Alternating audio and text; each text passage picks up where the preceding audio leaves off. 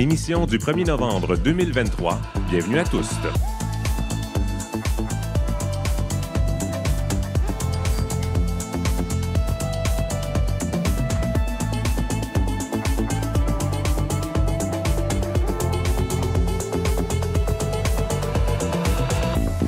Kim Roy-Grenier au microphone. Aujourd'hui à l'émission, ça fait depuis les tout débuts de l'émission qu'on avait hâte de la recevoir.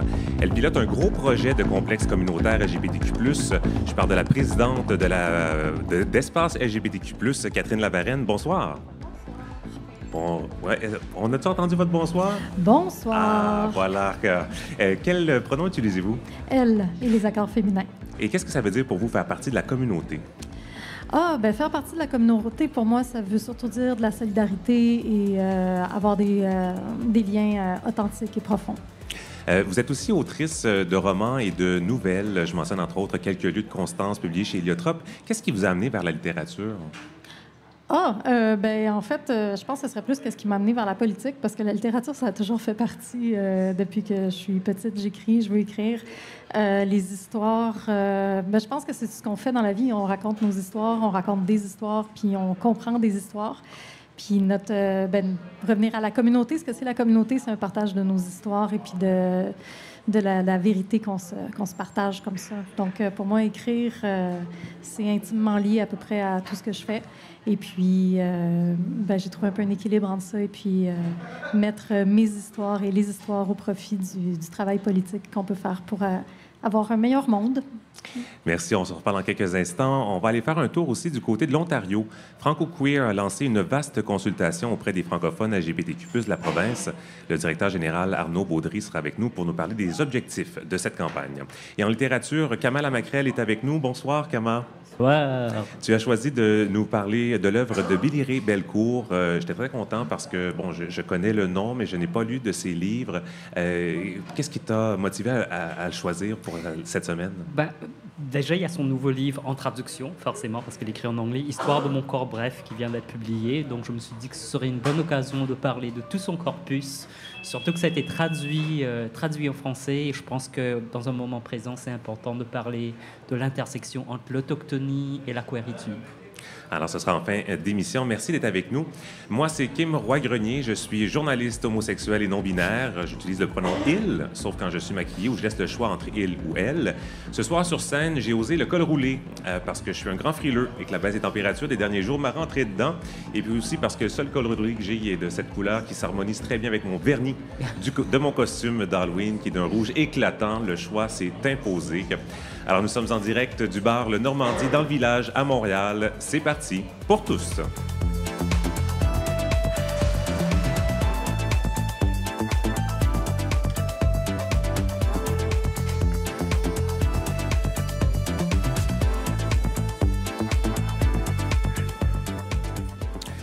Un nouveau complexe communautaire verra le jour dans le village à Montréal. Espace LGBTQ+, va ouvrir en 2025 pour notamment accueillir plusieurs organismes de nos communautés.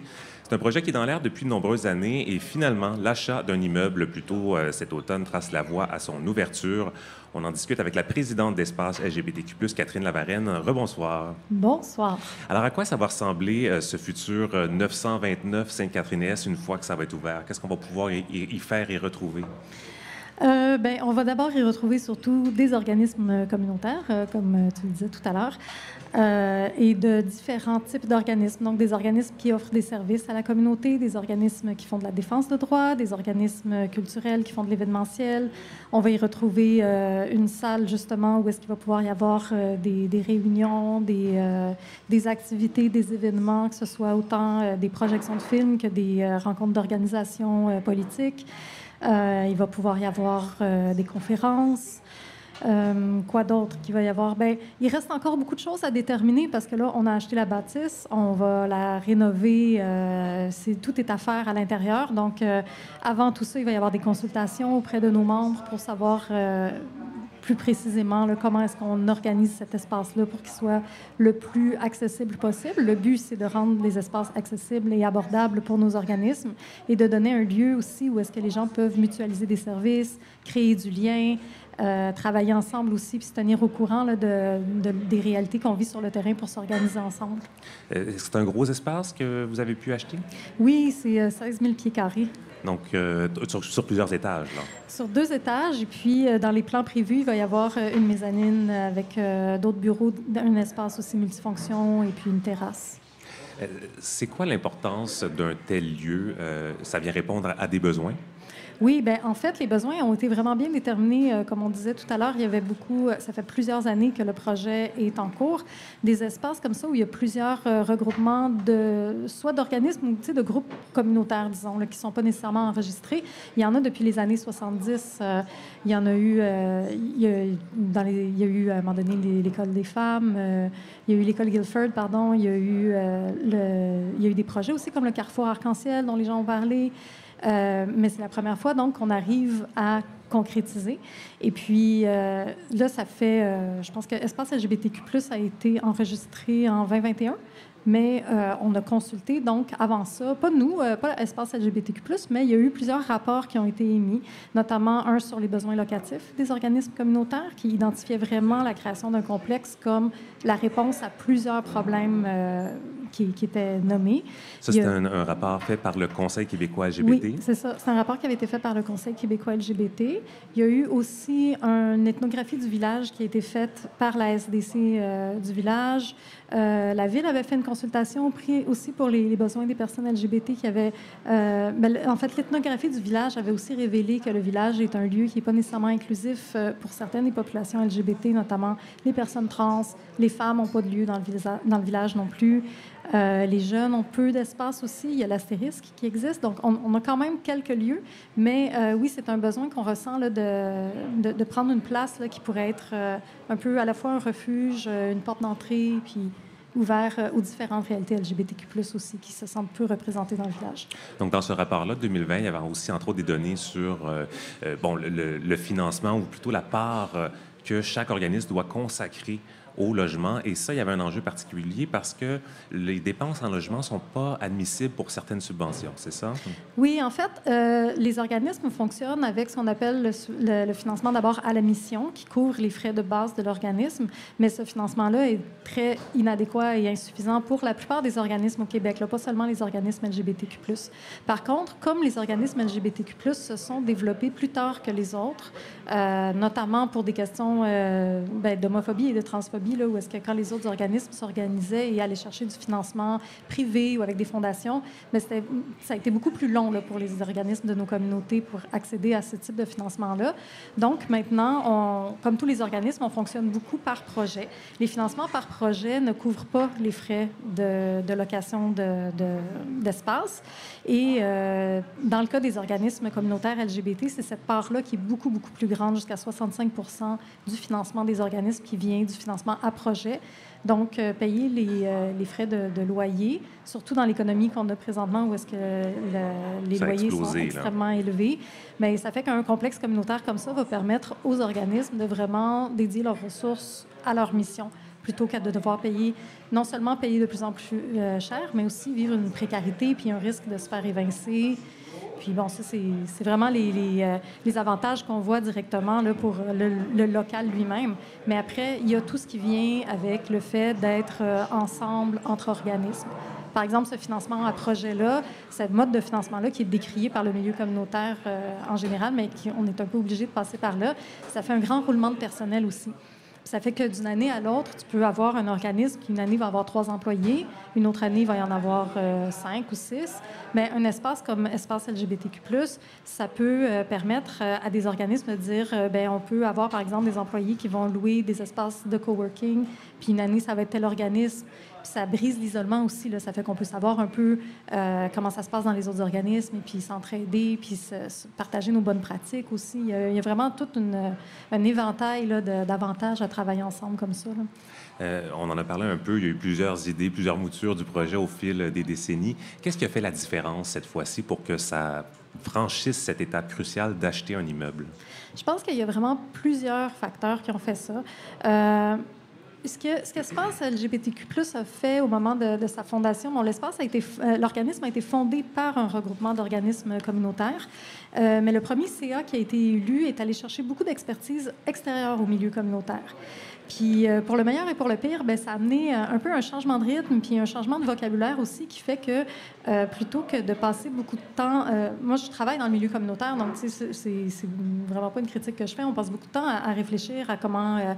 à penser à comment est-ce que les choses seraient dans l'idéal, nos rêves, puis tout ça. Puis, bien, des fois, on veut vraiment monter le projet parfait, puis après ça, passer à l'étape concrète. Puis là, on dirait qu'il y a eu un petit peu un renversement parce que les expertises qu'on est allé chercher étaient un peu différentes. Puis là, c'était comme, non, OK, on va y aller direct dans le concret, là. On va aller chercher la bâtisse, là, puis après ça, on va décider qu'est-ce qu'on fait dedans. Mais l'expression dont on abuse, c'est qu'on est en train de construire l'avion pendant qu'on vole. C'est vraiment ça qu'on fait, sauf qu'on vole, on a décollé. Après, il y a encore des grands défis à rencontrer.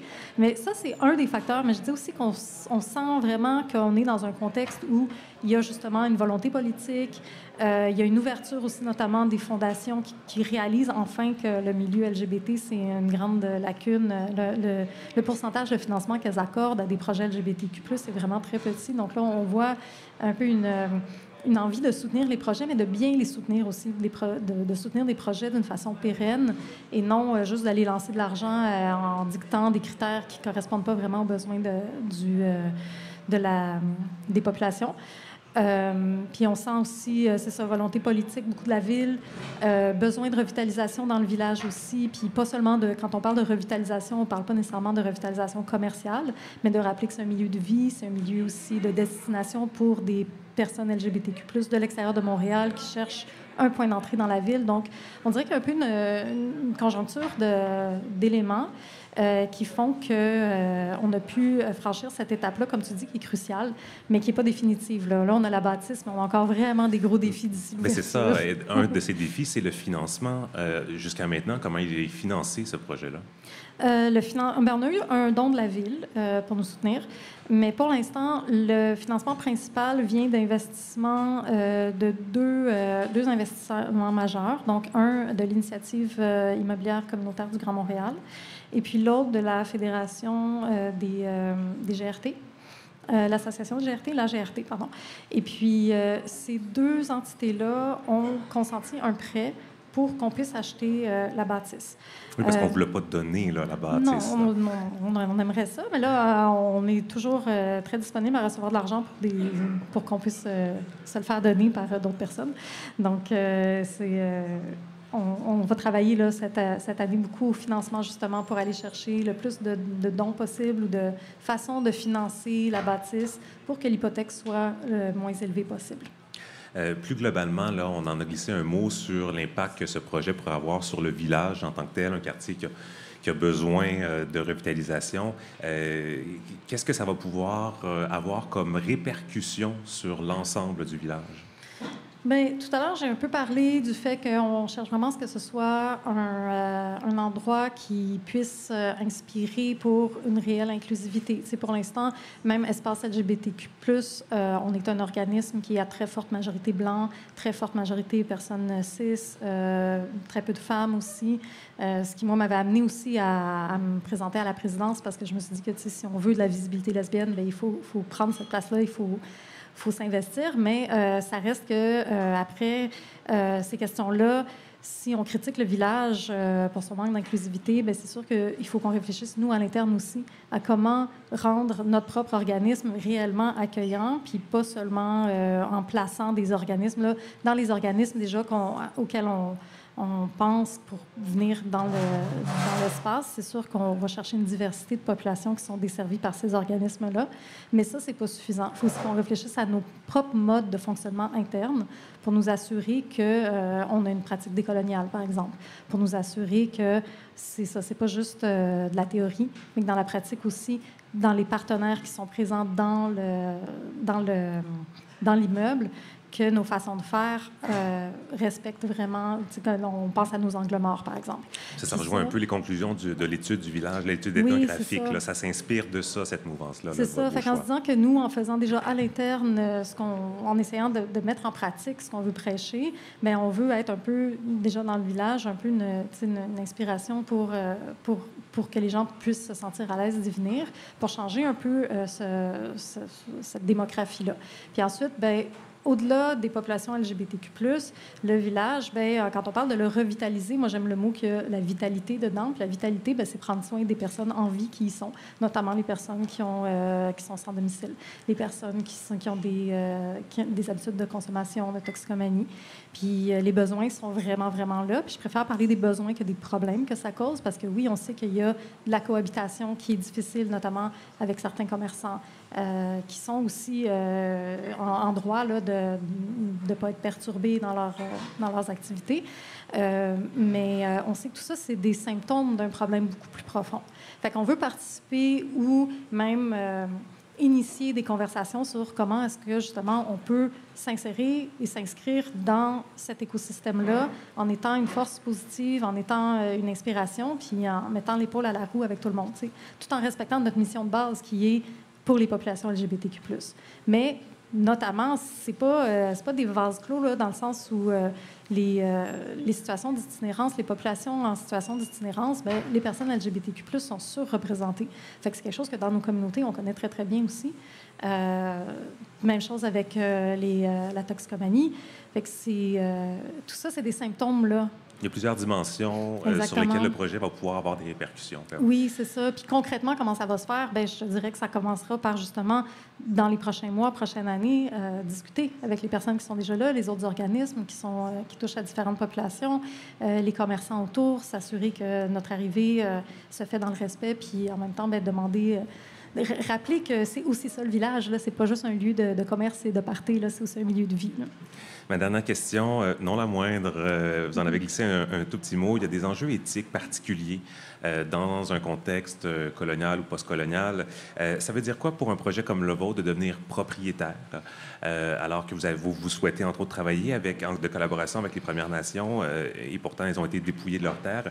Est-ce que comment vous approchez cet enjeu-là avec un regard ou une attention particulière? Oui, ça fait partie de nos réflexions depuis le début. Évidemment, on n'a pas la réponse à ça. À part la réponse que moi, personnellement, je trouve toujours à toutes ces questions-là, ça revient tout le temps à la même affaire. Il faudrait juste qu'il n'y ait plus de capitalisme. Fait qu'il faudrait juste qu'il n'y ait plus personne qui a de propriété privée, incluant nous.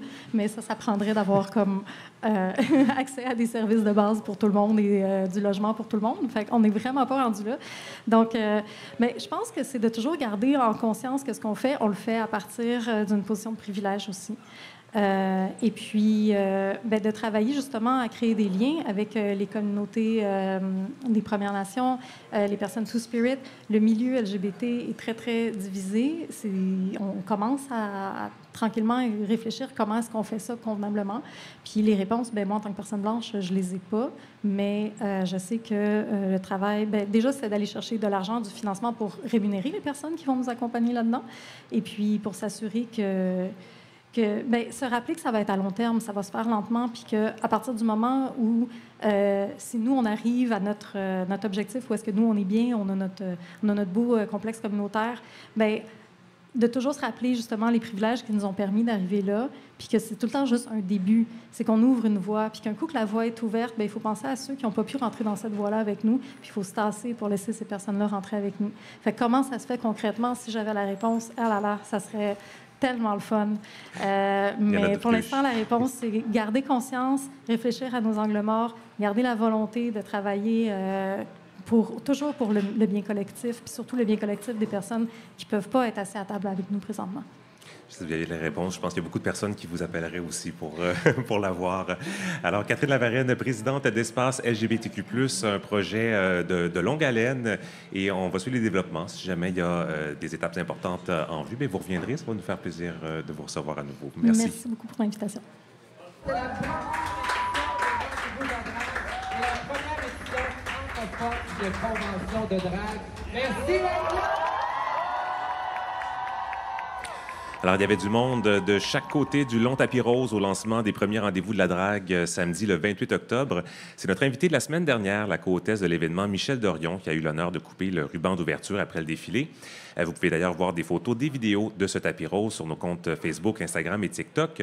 J'ai rencontré Rita Baga, l'autre co-hôtesse, et je lui ai demandé ce que ça signifiait pour elle que les premiers rendez-vous aient lieu dans le contexte actuel de l'automne avec cette montée des mouvements anti-diversité sexuelle et de genre. Voici ce qu'elle avait à dire sur le sujet. Moi, je trouve que les médias, de façon générale, en ont fait un cas qui a eu une manifestation. Fait que je crois qu'il faut peut-être changer de lunettes un peu, parce qu'en réalité, on n'a jamais vendu autant de billets de spectacle et jamais autant d'offres, une offre aussi plurielle pour les dragues de façon générale et le grand public. Donc moi, j'aime mieux me concentrer sur tout le positif que notre communauté a depuis les dernières années. Puis des mauvaises langues, il y en aura toujours. Mais si t'aimes pas ça, va regarder quelque chose d'autre, hein? Il y a d'autres choses. Il y a plein de shows d'humour, il y a du hockey, il y a plein d'affaires à regarder, là. Mais tu peux tout aimer ça en même temps aussi. C'est correct. Je me suis aussi entretenu avec des dragues et des membres du public venus sur place. Voici une sélection de témoignages recueillis.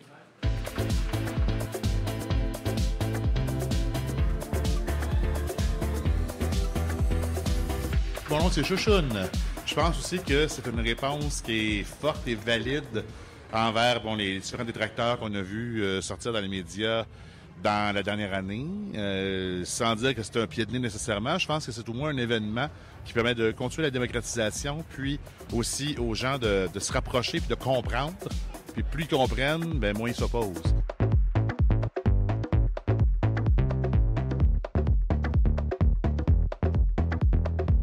C'est vraiment cool qu'il y a beaucoup de drag locales, que des fois, on n'a pas la chance d'aller les voir. Surtout moi, je travaille un 9 à 5, là, je sors plus de jeudi soir, je suis un peu vieille, tu sais, fait que... c'est correct, je viens avec mon neveu, c'est fun. Moi, j'aime beaucoup le drag. Je trouve que c'est une forme d'art qui m'inspire beaucoup, qui m'aide à me faire sentir juste mieux avec moi-même. Mais j'ai moins de 18 ans, donc c'est très inaccessible. Donc, j'essaie de prendre toutes les occasions de pouvoir en voir. Je sais qu'il y a beaucoup de choses 18 ans et plus qui sont 18 ans et plus pour une raison, mais il y a beaucoup de queens qui font les deux. Et ça, j'encourage ça, de faire, oui, des spectacles 18 ans et plus, mais aussi des spectacles plus accessibles, ou juste de passer dans les écoles.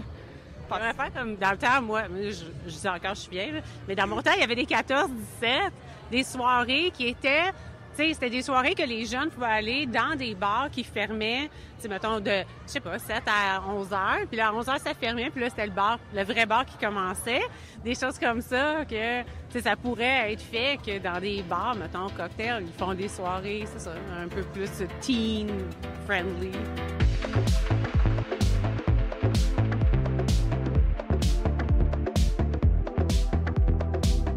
Mon nom, c'est Heaven Genderfuck. Puis moi, c'est Prudence. Le drag en 2023, le drag est en train il évolue tranquillement. Je veux dire, c'est pas non plus tout le monde qui a les mêmes opportunités, mais de plus en plus. C'est comme là, il y a beaucoup de kings, il y a beaucoup de performeurs alternatifs. Il n'y en a pas encore beaucoup sur les shows, mais ça va s'en venir. Beaucoup plus de monde qui sont quand même faire la volonté de créer leur propre show, créer leur propre espace pour avoir plus de gens dans leur show puis avoir la place pour tout le monde. Dans la communauté, depuis peut-être 4-5 ans, il y a vraiment eu une bombe où est-ce que là, il y a plus de gens alternatifs, puis il commence à avoir des espaces, il y a des shows alternatifs au cocktail. C'est tout nouveau, là, fait que c'est en train de changer.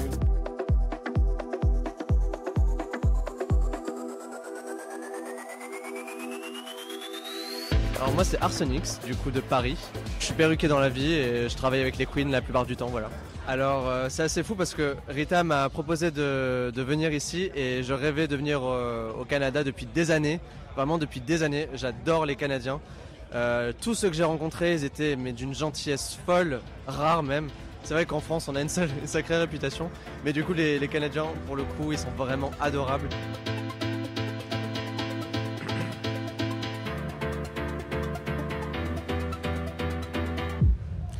Parlant de la France, le Sénat a adopté lundi une proposition qui a choqué les communautés LGBTQ+. Le projet de loi vise à protéger la langue française des dérives de l'écriture dite inclusive et donc d'interdire son utilisation dans une série de documents comme des actes juridiques, des modes d'emploi, des contrats de travail. L'initiative du Parti Les Républicains a été adoptée par une large majorité de sénateurs. Pour le moment, le projet de loi ne figure pas à l'ordre du jour de l'Assemblée nationale, qui doit se prononcer sur son adoption définitive. Mais le président Emmanuel Macron a déclaré que dans la langue française, le masculin fait le neutre et qu'il n'y a pas de besoin d'ajouter des points au milieu des mots ou des tirets pour la rendre lisible.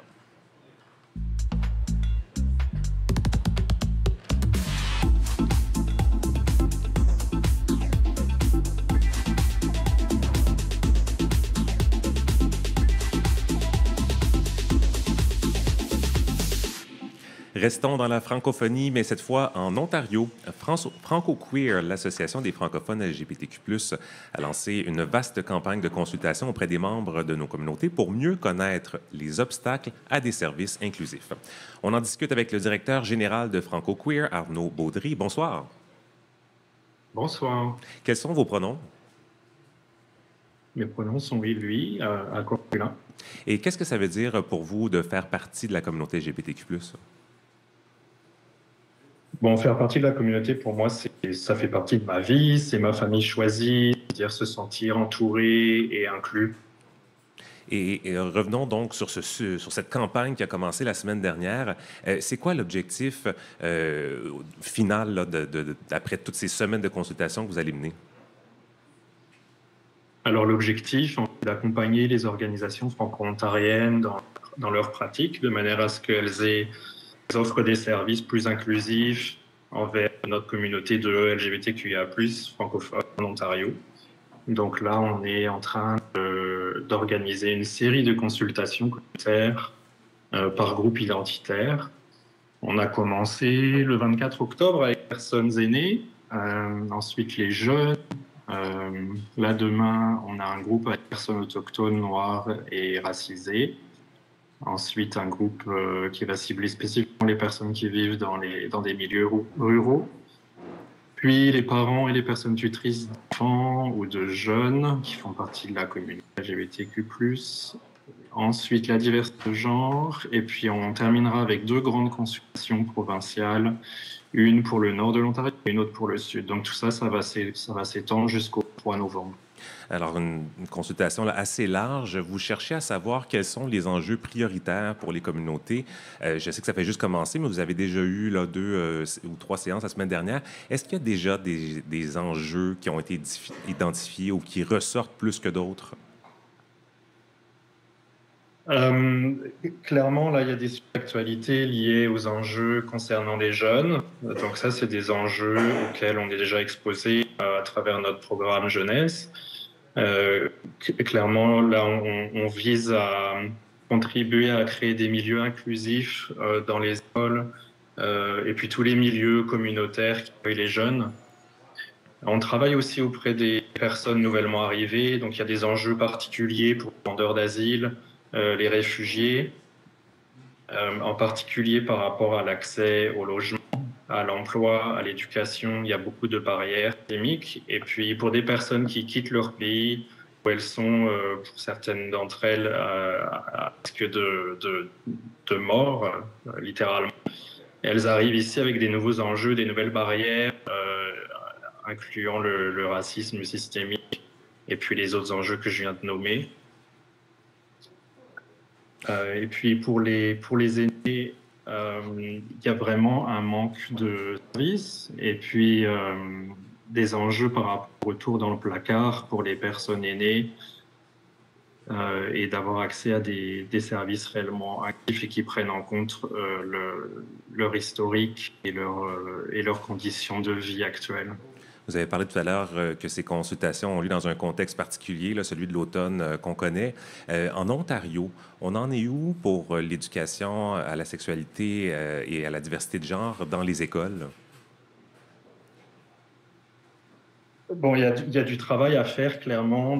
On a vu durant les manifestations des messages qui ont été passés qui démontrent en fait du manque de compréhension des enjeux. Donc il y a cette idée de soi-disant droit aux parents, en fait, n'existe pas vraiment. Le droit des jeunes, oui, le droit à la confidentialité, oui, et c'est ça qui doit être mis en avant et respecté de manière à ce que les jeunes puissent vivre dans des environnements sécuritaires et les systèmes scolaires ne contribuent pas à les mettre à risque quand ces jeunes rentrent chez eux. Est-ce qu'il y a eu là, une intention annoncée du gouvernement d'adopter une politique comme la politique 713 au Nouveau-Brunswick? Alors, c'est pas avancé, ils n'ont pas encore fait de propositions, mais il y a des discussions en cours. Donc, il y a beaucoup d'inquiétudes aussi du côté des conseils scolaires. Il y a beaucoup d'entre eux qui nous contactent, qui sont vraiment anxieux par rapport à la situation et qui ont des questions par rapport à comment réagir à la situation, comment protéger les jeunes, comment anticiper aussi si une loi de ce genre venait à être votée. Comment est-ce qu'on pourrait répondre, comment les conseils scolaires, les écoles pourraient répondre pour protéger les jeunes. J'aimerais en terminant qu'on parle de la communauté LGBTQ francophone, là, plus globalement en Ontario. Elle ressemble à quoi aujourd'hui? Vous avez parlé qu'il y a beaucoup d'immigrants qui viennent vous voir à Franco-Queer pour obtenir des services. Et c'est un grand territoire, l'Ontario aussi, mais c'est aussi la province la plus populeuse. Donc, c'est quoi le portrait en ce moment, en 2023?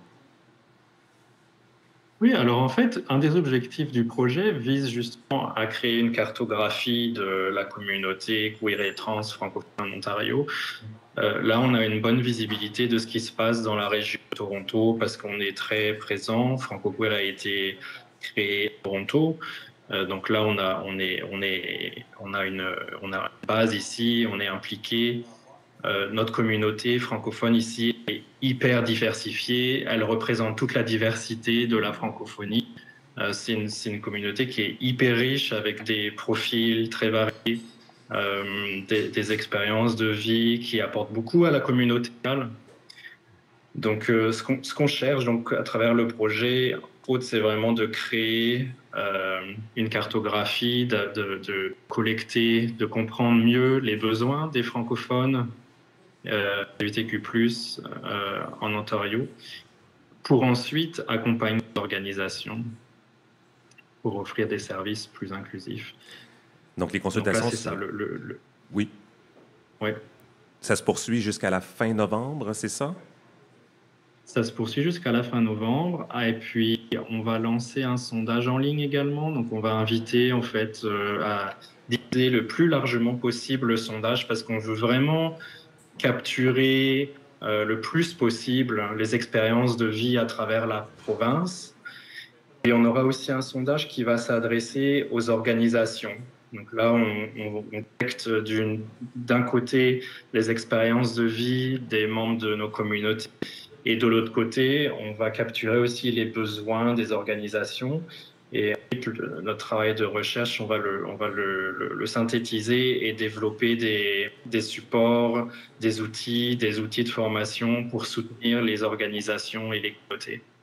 Alors, s'il y a des auditeuristes de l'Ontario qui nous écoutent en ce moment, vous pourrez trouver l'information sur le site Internet de Franco-Queer pour les prochaines dates de consultation. Arnaud Baudry, directeur général de Franco-Queer, merci d'avoir été avec nous ce soir. Ça fait plaisir, merci. Bonne soirée. Bye.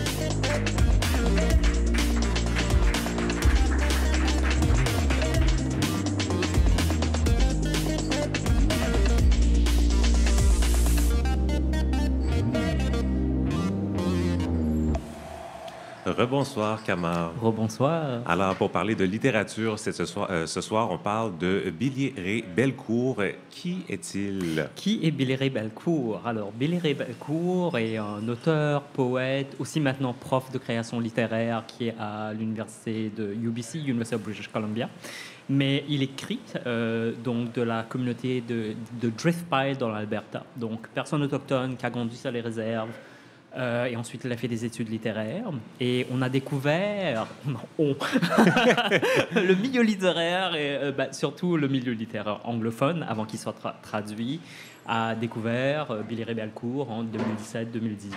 Et l'anecdote personnelle que j'ai autour de ça, c'est que il y a une bibliothèque alternative qui est au groupe de recherche d'intérêt public du Québec.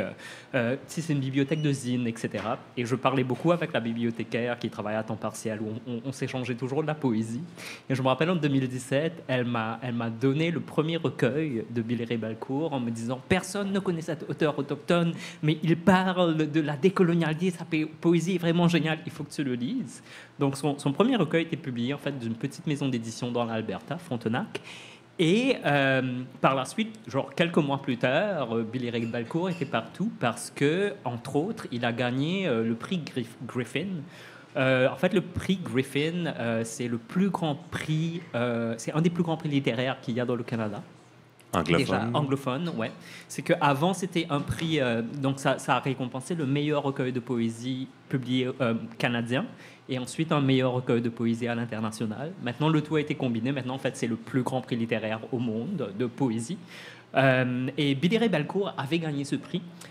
Pour ce premier recueil. Pour ce premier en recueil, ouais, qui est This One Day's a World, qui en français a été traduit Sa blessure et un territoire, qui a été traduit par Mishka Lavigne. Et par la suite, c'était toutes les listes, prix du gouverneur général, tous les prix littéraires, en fait.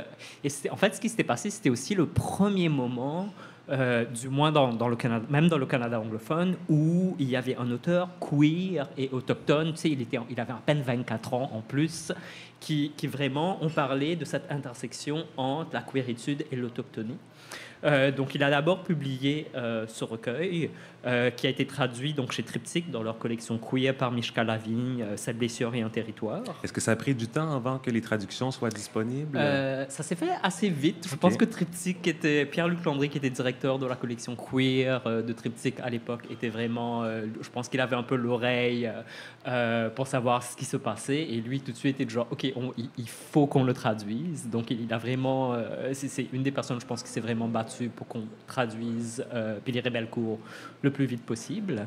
Et par la suite, donc, son deuxième livre, son deuxième recueil, Mécanisme NDN, je vais parler de ce que ça veut dire NDN, Mécanisme indien d'adaptation, note de terrain, a été traduit de l'anglais par Natacha Canapé-Fontaine, aussi publié dans la collection Queer de Triptyque. Et récemment, la semaine dernière, récemment, son dernier livre, Histoire de mon corps bref, qui a été traduit de l'anglais par Ariane Desrochers et Olivia Tapiero, vient d'être publié. Et ça, c'est un mémoire, en fait. Donc là, ça change de style... je ne dirais pas que ça change de style littéraire, ça change de forme, si on veut. Mais là, c'est vraiment beaucoup plus un mémoire, essai, alors que les autres, ça reste hybride, son écriture.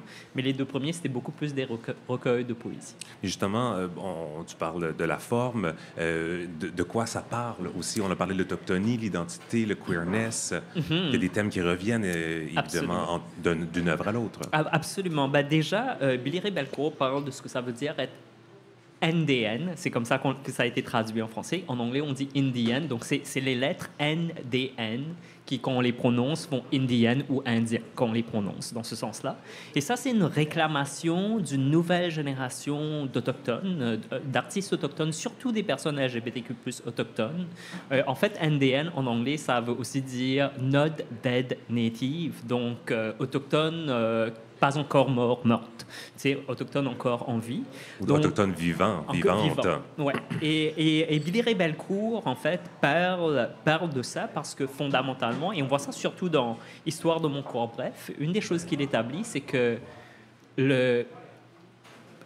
l'autochtone ne peut pas exister dans un contexte canadien parce que le Canada a été fondé sur l'effacement de l'autochtonie. Donc, un des thèmes dans lesquels il plonge, c'est vraiment donc, qu'est-ce que ça veut dire être encore en vie quelque part? Quel est le deuil de vivre dans un contexte colonial? Mais aussi, comment trouver la joie à travers ce deuil en tant que personne autochtone, donc où les personnes autochtones, leurs vies sont réduites à certaines choses qui en fait l'effacement dans le contexte colonial. Et entre tout ça, Billy Ray Belcourt parle de ses hook-ups sur Grindr, de sexualité, de désir, et vraiment, en fait, c'est une forme de plusieurs collages qui met tout ça en lien pour interroger, mais moi, en tant que personne queer et autochtone, spécifiquement qui a grandi sur des réserves, donc il y a quand même cette différence d'expérience entre les personnes autochtones dans les régions urbaines. Comment est-ce que tout ça se lie par rapport aux filiations, par rapport à la famille, par rapport au désir, et comment, je pense qu'au niveau subjectif pour lui, c'est comment est-ce qu'il fait sens de son existence, parce qu'en fait, il veut être en vie, et comment est-ce que les personnes autochtones créent un espace pour tout juste exister. Et une des choses, il parle de beaucoup de choses, c'est qu'il parle aussi du rôle de la poésie. Donc, comment est-ce que la poésie est une forme d'écriture qui va à l'encontre, disons, de la Constitution, par exemple. Donc, comment est-ce que la poésie permet de donner vie à toi-même, quelque part, de réécrire ton propre récit. Donc, il parle de tout ça. Oui. Plongeons justement dans ses œuvres. Bon, tu voulais nous parler en premier de cette blessure et territoire. Bon, tu dis, on parle de l'autochtonie et tout. De quelle manière on plonge dans cet univers-là avec ce premier ouvrage? Avec le premier ouvrage, donc Sa blessure est un territoire. Donc ça, c'est un recueil de poésie, déjà, pour être précis par rapport à ça. Sa blessure est un territoire intéressant parce que ça, c'était le premier recueil et ça allait vraiment beaucoup plus... C'est très entremêlé dans la notion du désir en tant que texte. En tant que recueil, il interroge vraiment... Comment est-ce que lui, il se retrouve en tant que personne queer autochtone? Comment est-ce qu'il est vu, perçu pour la première fois à travers le désir? Et le désir s'articule à travers Grindr. Parce que donc, chaque relation qui se passe, même quand on voit la photo d'une personne autochtone, disons, sur l'application, c'est quoi les formes de désir qui s'articulent et comment est-ce qu'à travers ces relations, il apprend ou apprend pas à trouver sa voie et sa vie. Et je peux peut-être lire un petit extrait. Oui. Donc ça, c'est de L'amour et autres expériences. Donc de Sa blessure est un territoire. 1. Il m'a dit qu'il était attiré par les autochtones, mais il ne pouvait pas aimer les traumatismes cachés dans mon souffle. 2. Comment dire à un fantôme qu'il est déjà mort, que son corps est un conte de fées qu'on a arrêté de dire il y a longtemps. 3. Qu'est-ce qui arrive quand les blessures commencent à se prendre pour des pansements? 4. Parfois, l'amour, c'est comme disparaître, comme défaire des morceaux de soi et les donner à quelqu'un qui ne peut pas les utiliser. 5. Qu'est-ce qui arrive quand l'amour décolonial devient une histoire que tu te racontes après qu'il s'est endormi? 6. Je lui dis, tu nous respires, nous sommes en toi, regarde le sang sur tes mains. 7. Queer. Définition. Savoir que ton corps est à la fois trop et pas assez pour ce monde. Donc je pense que ça, c'est vraiment un exemple de voir comment est-ce que il parle d'autochtonie, mais c'est vraiment imbriqué dans la notion du corps, de l'existence du corps et du désir dans le corps. Sa blessure est un territoire parle de cela, et je tiens à souligner la traduction excellente de Mishka Lavigne de ce recueil. Et son deuxième livre, je crois, dont tu veux nous parler, Histoire de mon corps, bref. Non, ça c'est le dernier dont on va parler. Le deuxième. Le deuxième, c'est Mécanisme NDN d'adaptation, note de terrain, donc qui a été traduit de l'anglais par Natacha Canapé-Fontaine. Avec celui-là, donc ça c'est son deuxième recueil. Donc lui, c'est quand même un académique qui, tu sais, il a un doctorat de l'Université de l'Alberta. Maintenant, il est prof à l'Université de British Columbia. Et dans celui-là, donc c'est un peu la poésie, l'auto-ethnographie. Il parle toujours de ses récits, mais ce qui se passe, c'est que ça commence à se mélanger à beaucoup plus de théorie critique. Donc là, par rapport aux différents penseurs qu'il a étudiés, etc., il réfléchit aussi d'une manière théorique, d'une manière philosophique, imbriqué dans la poésie, imbriqué dans le récit, pour justement parler de ce que ça veut dire être autochtone et queer. Une des particularités aussi qu'il y a dans ce recueil, en particulier que j'aime beaucoup, c'est qu'il prend beaucoup d'exemples contemporains de différentes formes de violence, mais surtout de la disparition des personnes. Donc, les personnes autochtones qui se font assassiner, par exemple.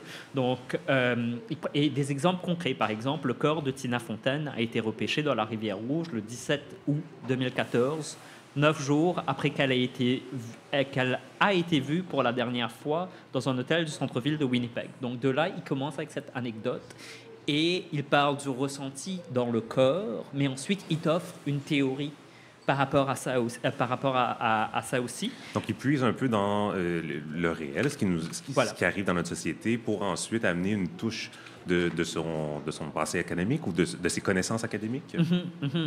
Et tu sais, il y a un extrait que j'aime beaucoup. Je vais lire la version courte où, à la fin, la conclusion de cet extrait, ça c'est l'extrait d'Une histoire d'horreur canadienne. Donc, où il positionne justement, c'est une histoire d'horreur qui est vécue tout le temps parce que le Canada est construit pour faire disparaître l'autochtonie. Et à la fin, il parle de ces femmes disparues, par exemple, en série. Et là, il dit « Je compte les manières dont la chair des NDN est vidée de sa substance éthique vers un autre mode d'énumération. Qu'est-ce qu'une indienne, sinon la limite de l'imagination politique d'un pays ?» Donc, c'est ce genre de moment qui te percute complètement, je veux dire, qui vient vraiment te chercher. Donc ça, c'est mécanisme NDN d'adaptation, qui est vraiment... c'est un type de poésie qui est quand même comme de la prose. Là, c'est très fragmenté. Il y a aussi de la photographie. Il ramène la photographie de la réserve où il a grandi, etc. Donc c'est un style hybride très, très fort, je trouve. Et le dernier, donc, finalement, celui qui vient de paraître, en fait, la traduction a paru récemment, Histoire de mon corps bref. Histoire de mon corps bref, qui est vraiment... Donc là, c'est un mémoire. En fait, c'est un texte hybride. C'est un mémoire parce qu'il écrit ses mémoires, mais en même temps, tu sais, tu as des éléments poétiques, mais aussi il offre vraiment... Ici, il va beaucoup plus dans le théorique. Et je tiens à dire, avec Histoire de mon corps bref, c'est un peu une lettre d'amour à sa grand-mère aussi, parce que lui, dans la réserve, il a grandi sa grand-mère, surtout qui s'est occupée de lui. Donc, sa cocom qui revient beaucoup dans dans tous ses recueils. La figure de la grand-mère revient. Et ce livre est un peu dédié à sa grand-mère, mais en même temps, je tiens à dire au niveau de l'écriture, ça devient un peu théorique parfois. Peut-être que c'est pas le truc de tout le monde dans ce sens-là. C'est quand même... c'est un type d'écriture très spécifique. Mais justement, entre les trois, là, au niveau de la plume, est-ce qu'on est mieux commencer par le début parce que plus ça avance, plus il y a ce mélange avec l'académie, l'académique? Pas nécessairement. Je dirais que ça dépend de nos préférences littéraires dans ce sens-là. Si vous aimez vraiment la poésie, allez-y pour le premier recueil de poésie, Cette blessure et un territoire. Une forme un peu plus hybride, mécanisme NDN d'adaptation. Je dirais ça fait beaucoup plus non-fiction, mémoire, mais aussi un cadre théorique. Donc là, je dirais aller avec Histoire de mon corps bref. Je tiens aussi à souligner la traduction de Ariane Desrochers et Olivia Tapiero sur ce livre, parce que franchement, c'est pas un livre facile à traduire. Je l'ai lu en anglais quand il était sorti en plus, et ce que Triptyque a fait dessus, ce que les traducteuristes ont fait là-dessus est vraiment, vraiment extraordinaire comme travail. Et ici, donc il y a toutes sortes de réflexions. Donc ça commence vraiment avec la notion de la disparition autochtone par rapport au Canada, donc par rapport au colonialisme. Et ensuite, ça va donc dans différentes directions où il fait même une sorte d'auto-ethnographie théorique où il interroge son rôle de poète. Donc, qu'est-ce que ça veut dire être poète autochtone et queer? Et qu'est-ce que ça offre? Donc, il porte même un regard critique sur, par exemple, son premier recueil, sur les différentes choses qu'il a faites. Le dernier chapitre est très... j'ai le temps de lire un extrait de ça. Allez-y, ça s'appelle... Le titre, c'est « Faire sécher notre deuil au soleil », que je trouve très, très fort. Et je vais lire un extrait. Des militantes ont versé de la peinture rouge à plusieurs reprises sur la statue de John A. Macdonald à Montréal en 2018. Par ces gestes, elles ont refusé de vivre selon ce que Christina Sharp appelle le temps monumental. Donc là, c'est la référence théorique. Donc, temps où l'histoire est inerte, morte, extérieure aux tonalités historiques du présent. Les militantes prônent plutôt une politique de l'accusation, mettant en évidence la longue durée de la violence cautionnée par l'État canadien contre les Indiennes. Et plus tard, il continue là-dessus, il dit donc « On se situe donc entre son passé meurtrier et un 21e siècle colonial en décomposition où se déroule une crise de mort indienne à la fois physique et sociale. Notre deuil n'a pas le temps de sécher, car notre deuil est incessant. Et l'érosion et l'interrogation de la vivabilité indienne sont inscrites dans la vie politique canadienne. Donc c'est vraiment ce genre de multiples liens qui se fait entre ce qui souvent dans les nouvelles sont classifiés comme des faits divers, une femme autochtone qui disparaît. On ne porte même pas attention à cela. Donc comment est-ce que ces faits sont liés à une subjectivité? Comment est-ce que cette subjectivité existe sous l'État canadien? Comment est-ce qu'elle existe par rapport au désir? Donc c'est tous ces points qui sortent, et il y a aussi un cadre, une compréhension théorique qui émerge aussi. Et je terminerai là-dessus parce que bon, c'est quand même toute une démarche de s'embarquer dans une littérature à laquelle on n'est pas souvent confronté. Vous l'avez dit, tu l'as dit en fait, il y a des auteurs queer autochtones, il n'y en a pas à la tonne au pays. Pourquoi c'est important de s'attarder à cette littérature-là dans notre contexte québécois, francophone, franco-québécois, franco-canadien? Je pense que c'est très important dans le sens où on parle beaucoup de décolonialité, etc., dans plusieurs sphères, on parle d'équité, mais pour moi, je m'intéresse beaucoup à la rencontre. Dans le sens que souvent, on parle de décolonialité, etc., mais on n'a aucun ami autochtone. On ne sait même pas c'est qui les peuples autochtones du Québec. Et pour moi, il y a quelque chose dans lire, dans l'intersection d'aller à la rencontre d'un auteur queer autochtone, qui forme partie de la communauté LGBTQ+, qui représente la communauté LGBTQ+, mais aussi qui représente l'autochtonie. Pour moi, c'est une forme de rencontre. C'est une forme de rencontre dans une subjectivité qui est autre, qui, pour moi, si on le fait, ça nous permet d'être plus grands et plus grandes dans notre compréhension de nous-mêmes et dans notre compréhension du monde. Donc, et surtout que j'adore... L'œuvre, les 3 recueils ont été traduits en français, donc je trouve que ça, c'est un beau cadeau à la francophonie au Québec, de pouvoir avoir accès à des traductions comme celle-là. Donc, j'encourage tout le monde à aller lire Billy Belcourt. Kamala Macrel, merci d'avoir été avec nous cette semaine. On se retrouve un peu plus tard, en début décembre. Oui, dans un mois déjà. Merci, Kamala. Merci.